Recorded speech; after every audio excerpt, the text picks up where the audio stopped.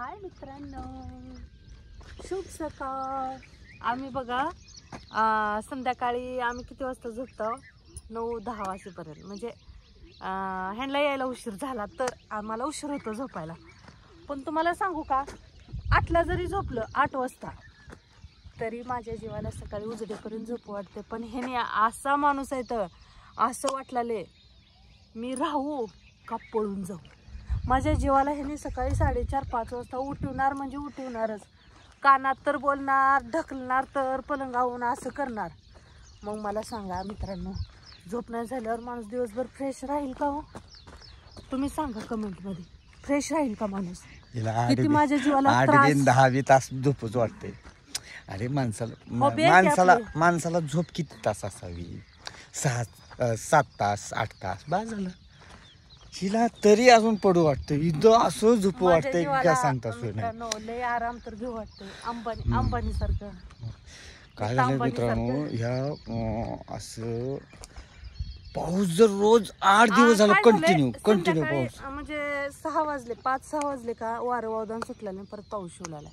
वारं सुटलाय, पाऊस शिवलाय. आणि मेन महत्वाची गोष्ट, काल असा पाऊस होता. आम्ही शेतात असल्यामुळं ना, हे आमच्या घरापुढून गाडी रस्ता गेलेला, लहान आहे, डांबरी रस्ता नाही, काय नाही, साधा शेत रस्ता आहे. तुम्हाला सांगता काय पाणी वाहत होतं, एवढं पाणी वाहत होतं विचारूच नका.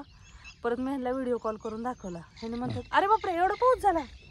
म्हणजे काल दिवसभर पण पाऊस झाला. हे पाणी उभारले, हे पाणी उभारलेलं आहे. हे सऱ्यावानी हे ते हे पाठीमागं जे आहे हे घास गवत लावलेलं आहे जनावरांसाठी.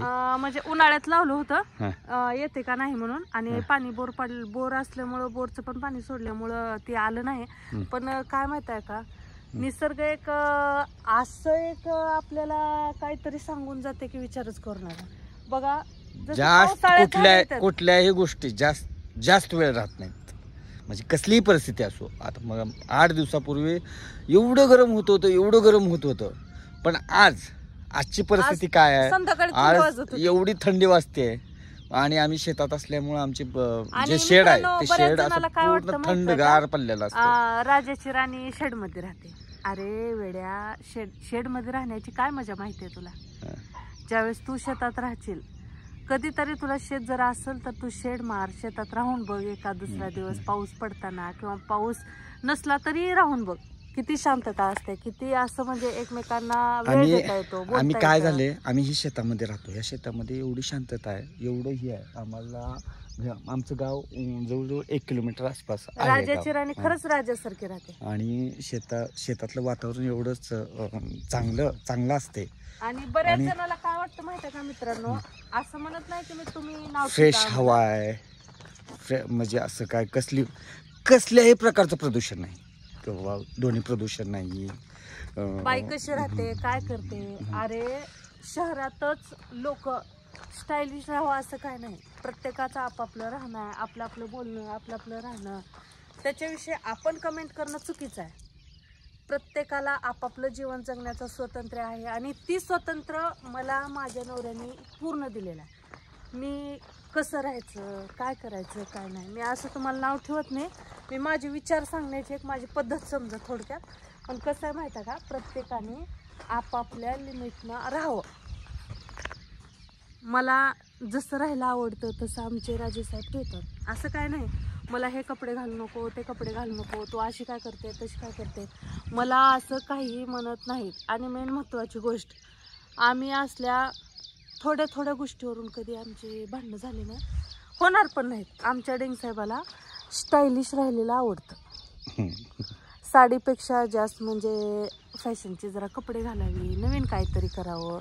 एक माणसाचे विचार म्हणजे कसं, ह्यांचं रोज एक नवीन गावाला जाणार, नवीन लोकात काम करणार, नवीन माझं दिवसाची रुटीन सकाळी 9च्या नंतर चालू होते. कारण 9 नंतर मी परत माझ्या ऑफिस कामासाठी निघून जातो. माझं कोर्ट काम असतं. हे पण काय स्थळ पाणी, मी इन्शुरन्स सेक्टरमध्ये काम करत असल्यामुळे मला स्पॉट पंचनामे वगैरे करून घ्यावे लागतात. मला पोलीस स्टेशन व्हिजिट करावं लागते. हे माझ्या रोजनिशी आहे. मला रोज जावं लागतं. कंपन्यांचे मेल येतात, कंपन्यांचे मेल आल्यानंतर मला त्यांच्या प्रोजेक्टवरती काम करावं लागतं. त्याच्यामुळं काय माहिती आहे का, स्वतः सुधरा आणि दुसऱ्याला पण सुधारित बघा. थँक्यू. ओके. आमचा हे आमचं बोलणं, हे आमची माहिती देणं, हे कशी वाटली आम्हाला कमेंटमध्ये नक्की सांगा. ओके. तुम्हाला सांगण्याचा तात्पर्य म्हणजे तुम्ही आमच्यासारखं फ्री राहा आणि शेत जरी असल तर राहूनच बघा शेतात एखादी. शेतामध्ये खरंच, कारण काय आमचं गावाच्या जवळ आहे, लांब जरी असलं तरी कधीतरी कामानिमित्त जरी माणूस गेलो तरी राहून माणूस शक्यतो आता ह्या परिस्थितीला, ह्या धावपळीच्या आणि जीवनामध्ये मित्रांनो, प्रत्येकाला एकांत शोधण्याचा प्रयत्न करतो. एखादा माणूस काय म्हणतो माहिती आहे कमेंट मध्ये, ह्या बाईला, ही बाई फक्त शेतात असं दाखवते की मी काम करते. असं नाही, मी स्वतः शेतात राहते. हे बघा, हे सगळं शेड जी मारलेलं आहे हे सगळं आमचंच आहे. असं म्हणजे घरच्या काम काही येणार नाही असं काय नाही. मी सगळी कामं घरची करते, परत शेतातली कामं जमतात, असं काय नाही.